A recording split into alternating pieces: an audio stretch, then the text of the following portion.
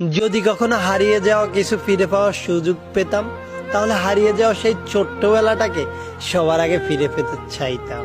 ছোটবেলায় ভাবতাম কবে বড় হব, আর আজ বড় হয়ে ভাবি সেই ছোট্টবেলাটা আর কি কখনো ফিরে পাবো।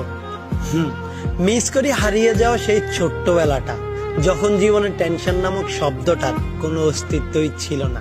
যতই বড় হতে লাগলাম, ফ্যামিলি, ক্যারিয়ার আর ফিউচার নামক টেনশনটা ততই বাড়তে থাকলো। মিস করি সেই সময়টা যখন সারাটা সময় নিজের মধ্যে ছিল হাসি খুশি আর চঞ্চলতা।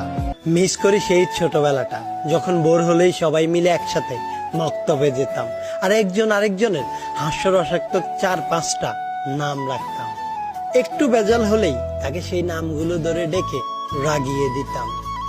তখন বন্ধুত্ব মানেই ছিল প্রতিনিয়ত হাজারো ঝগড়া আর কথায় কথায় আড়ি, কিন্তু বেলা শেষে সব ঝগড়া বিবাদ ভুলে কাঁধে কাঁধ রেখে ফিরতাম আমরা বাড়ি।